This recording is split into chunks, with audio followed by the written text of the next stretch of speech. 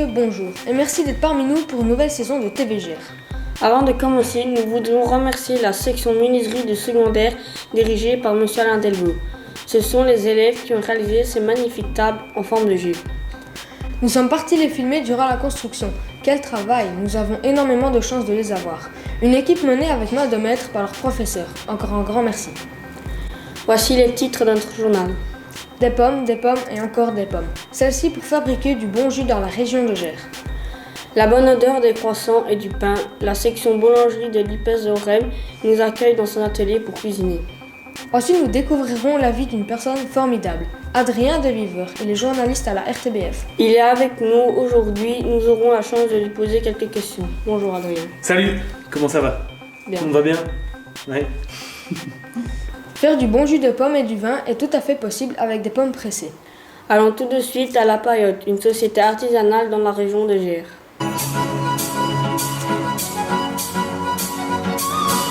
Pouvez-vous nous expliquer le trajet d'une pomme pour faire du jus? Les pommes arrivent ici. D'abord, on va laver la pomme et on va trier les pommes parce qu'il y a parfois des pommes qui sont un peu pourries. Après, quand ils sont lavés, on va broyer les pommes dans une machine. Ça devient une sorte de compote. Et puis après, on met ça dans notre presse. On va presser jusqu'à 300 bars. Il y a du jus qui sort. Et après, quand le jus est sorti, on va le faire, on va le chauffer pour pasteuriser. Sinon, ça ne va pas garder... Ça garde 3 jours et comme c'est pasteurisé, ça va garder 1 an, presque 2 ans. Combien de bouteilles produisez-vous par jour? Par jour, ça dépend. De 1000 kilos, on sait faire 500 bouteilles. Donc environ par jour, on a 500 bouteilles. Merci. Ok, merci à vous. Pourquoi avoir fait le projet de réaliser du jus de pomme? Eh bien, d'abord parce que les autres classes ont demandé, ils avaient bien apprécié l'activité l'année passée. Et donc, on a pris rendez-vous avec Brahms qui a bien voulu la refaire cette année. Est-ce que vos élèves sont contents de participer à cet atelier? En tout cas, ils étaient tout heureux de venir. Qu'est-ce que vous en pensez? Oui, voilà. Peux-tu m'expliquer ce que tu fais? On a trié les pommes, on regarde s'ils sont pourris ou pas. Et puis après, on les lave. Et on les broie pour après les presser et faire le jus de pomme. Est-ce une chouette expérience? Oui, on s'est bien amusé. C'est vraiment une chouette expérience parce qu'on peut faire le jus de pomme. Parce qu'on s'est bien amusé au jus de pomme. Oui, bah bien sûr, en plus on est entre amis ici, on s'amuse. Merci. L'IPES de Orem nous a ouvert ses portes pour un atelier boulangerie. Cuisiner des bonnes tartes, allons-y sans plus attendre. Nous sommes partis à l'IPES de Warem pour réaliser une tarte aux abricots dans la section boulangerie.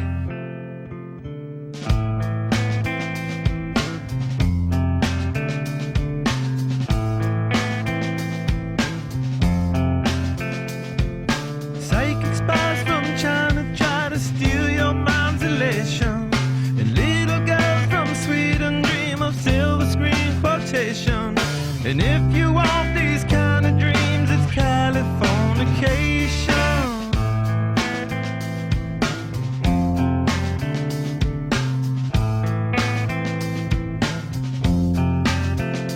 It's the edge of the world in all of Western civilization.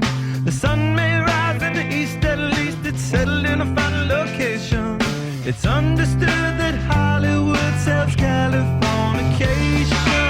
Que réalisez-vous le plus souvent comme pâtisserie? Il y a un petit peu de tout en pâtisserie. Tu as aussi bien des tartes, qui est une fine boulangerie, une grosse pâtisserie, comme des éclairs, des choux, des gâteaux, il y a un petit peu de tout. Avez-vous une tenue spéciale pour travailler? Oui, on est obligé d'avoir une tenue spéciale pour travailler. Comme tu as vu tout à l'heure, on a des chaussures de sécurité. On ne sait jamais, quand on se blesse à pied, le bout est renforcé, comme sur les chantiers. Un pantalon pied de poule, comme on appelle ça, un tablier, une veste, un t-shirt, un calot pour empêcher les cheveux qui tombent dans les marchandises. Qu'est-ce que vous préférez faire dans votre section? Dans ma section, c'est la pâtisserie. Les gâteaux, les éclairs, choux, c'est ça que je préfère. La pâtisserie. J'aime bien la pâtisserie, faire tout ce qui est éclairs, gâteaux. Qu'est-ce que vous voulez faire plus tard? Boulanger, je suppose. parce que j'aime bien tout ce qui tourne autour du pain et tout ça. Boulanger, pâtissier, glacier, confiseur ou chocolatier aussi. Merci. Je vous en prie. Adrien de Viver, journaliste à la télévision, est un homme fantastique.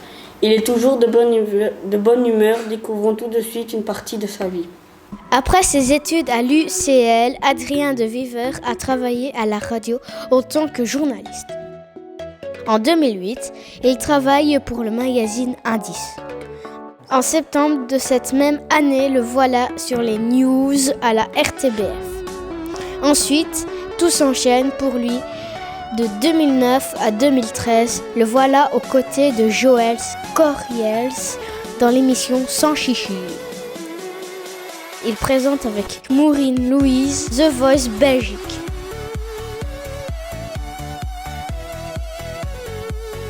En 2012, en route pour une émission Génie en web. Depuis 2012, il anime la partie internet de l'émission 69 minutes sans chichi. En 2013, il devient le gars dans l'émission Un gars, un chef avec Gérald Watley. Adrien de Viver est un bosseur et on voit qu'il est passionné. Depuis 2015, il présente l'émission Le Grand Cactus avec Jérôme de Warzé. Nous pouvons le voir également dans l'émission La Tribune, dans l'événement Viva for Life ou encore dans la pièce de théâtre de la RTBF. Bref, un homme avec beaucoup de qualité et qui adore le sport. C'est super tout ce qu'il fait, qu'il continue comme ça. Bonjour Adrien, nous sommes très heureux de vous rencontrer. Mais moi aussi je suis très content d'être là, c'est très chouette. Pourquoi avez-vous choisi ce métier et pas un autre ? Ah, pourquoi j'ai choisi ce métier ? Parce que je me rends compte que je suis quelqu'un de très curieux. Et donc, quand j'étais adolescent et puis après, quand j'ai commencé à faire des études, je me rendais compte que je lisais beaucoup de journaux, je regardais beaucoup ce qui se passait autour de moi, je regardais beaucoup aussi des émissions d'information à la télévision. Et donc, je ne m'étais pas rendu compte, après mes humanités, que c'était vraiment vers ça que je devais me tourner. Donc j'ai fait d'abord des études de kiné, parce que je croyais que c'était important pour moi de pouvoir aider les gens à se sentir mieux dans leur corps et dans leur tête aussi.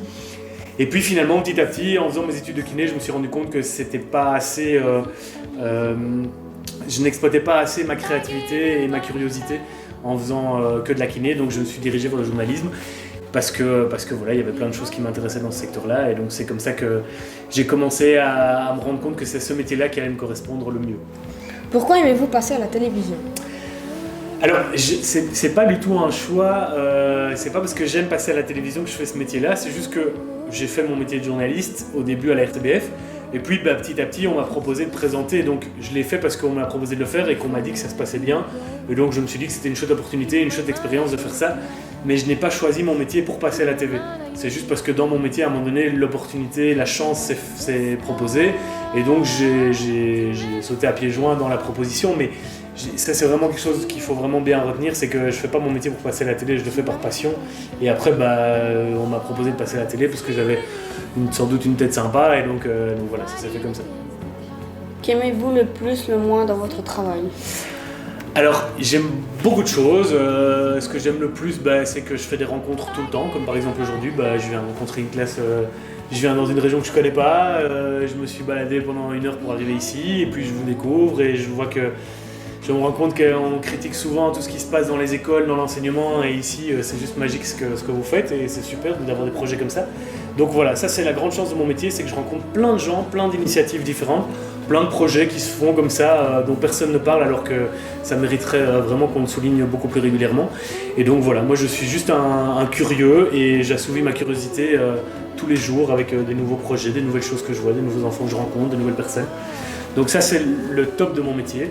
Et les points négatifs, là justement le fait d'être connu, parfois c'est un peu embêtant quand on va au restaurant avec sa femme ou avec sa famille, on n'a pas toujours envie que les gens viennent nous déranger pour faire des photos, et on a des moments où on a envie de vivre notre vie privée vraiment de manière très forte, et c'est pas toujours évident. Donc voilà, ça a des côtés très positifs d'être connu, mais ça a parfois des côtés un peu négatifs aussi. Quelle est votre plus belle rencontre dans votre carrière ? Ah, c'est une bonne question, ça, je me la suis jamais posée. C'est ma femme, parce que quand quand j'étais déjà à la télévision, ma femme était journaliste et elle devait faire des sujets sur les gens qui étaient connus. Et donc c'est comme ça qu'on s'est rencontrés, je ne l'avais jamais vu avant et on s'est rencontrés sur un tournage. Et après, bon, on ne s'est plus jamais quittés, donc c'était une belle rencontre. Et puis sinon, au niveau vraiment professionnel, j'ai fait des chouettes rencontres. Il y a un gars dont je me souviens quand même un peu plus particulièrement, c'était Charlie Winston, c'est un chanteur que j'avais rencontré sur The Voice, qui était vraiment l'opposé de tout ce qu'on peut toujours croire sur le milieu de la chanson. Parfois les chanteurs sont pas très sympas et qui sont juste sympas à la télé. Lui, il est vraiment hyper humain, hyper sympa, et donc voilà, c'est une chouette rencontre dont je me souviens. Quels sont vos projets ? Moi j'ai plein de projets, moi c'est ça le problème, c'est que j'en ai trop et donc je sais pas toujours tous les mener à bien. Là pour le moment je suis en train de travailler de plus en plus pour créer une émission qui parlerait beaucoup de la santé. Donc des maladies, des choses sympas aussi dans la santé, tout ce qui est bien-être, l'homéopathie, toutes les nouvelles médecines qu'on utilise de plus en plus et qui sont de plus en plus, où on se rend compte qu'elles sont de plus en plus efficaces. Donc l'idée ce serait vraiment de montrer aux gens différentes disciplines qui existent pour pouvoir les soigner et pas toujours devoir passer par la médecine traditionnelle, vraiment se sentir bien. Nous allons vous proposer quelques mots et nous aimerions savoir ce qu'il évoque pour vous. Oh d'accord, ok, pas de souci. Premier mot, reportage. Reportage, c'est la base du journalisme, c'est-à-dire que c'est l'essentiel, c'est d'aller sur le terrain, donc d'aller à un endroit et pouvoir se rendre compte de ce qui se passe et de pouvoir le remettre après soit en image quand on fait de la télévision, soit en parole quand on fait de la radio, soit en écrit quand on fait de la presse écrite, ou sur internet maintenant, c'est le nouveau média aussi sur lequel on s'informe. Donc c'est la base, c'est-à-dire que c'est aller sur le terrain, se rendre compte de ce qui se passe et puis essayer de faire parvenir aux gens la même chose que ce qu'on a vécu sur l'endroit où on est allé, à l'endroit où on est allé. Radio. Radio, c'est pour moi le plus beau média parce que j'ai commencé par là et c'est toujours ce que j'ai voulu faire à la base. Parce que quand on fait de la radio, on ne peut pas montrer d'image et donc on est obligé de raconter une histoire. Et c'est en racontant une histoire qu'on va essayer de passionner les gens. Et donc il faut utiliser les bons mots, utiliser les bonnes intonations pour essayer de captiver les gens le plus possible. Et comme moi je suis beaucoup dans ma voiture parce que je dois faire beaucoup de routes pour aller dans les différents endroits où je travaille, j'écoute tout le temps la radio et c'est vraiment quelque chose qui est vraiment essentiel pour moi, c'est de pouvoir encore s'imaginer dans sa tête ce qu'on nous raconte. Gérald de Watley. Gérald, c'est un gars que je connais depuis 8 ans maintenant. Je ne le connaissais pas du tout avant de faire Sans Chichi. On a commencé à deux en étant un peu les complices de Joël qui était la présentatrice principale. On a tout de suite senti qu'il y avait moyen de bien se marrer. On est deux personnes complètement opposées. Lui est très fort dans le style, dans la retenue. Moi je suis plus dans la déconne et donc on s'est rendu compte qu'à deux on était deux styles complètement différents mais qu'on pouvait très bien s'entendre. Et voilà, et ça c'est la preuve avec Un gars, un chef aussi, où c'est une émission que les gens aiment bien parce qu'on rigole, parce qu'on se prend pas trop la tête et qu'on se charrie aussi, et c'est ce que les gens aiment beaucoup parce que c'est ce qui existe dans la vie. Le Grand Cactus.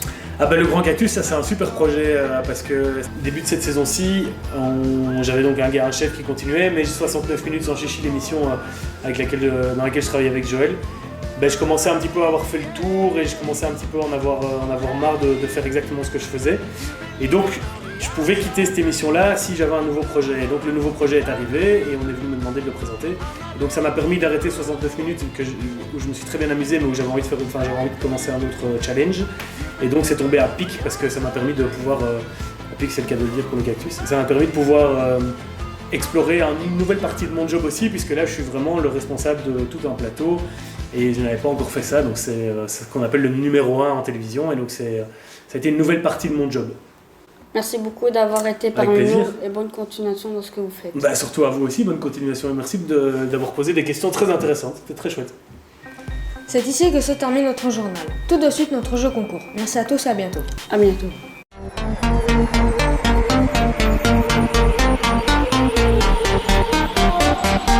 Oh là là, ça caille ici. Oui, au moins 40 degrés. Est-ce que tu connais la question de ce mois-ci? Oui. C'est quoi? En quelle année Adrien de Viveur a-t-il commencé l'émission Un gars, un chef? Si vous le savez, écrivez-nous là. Tous.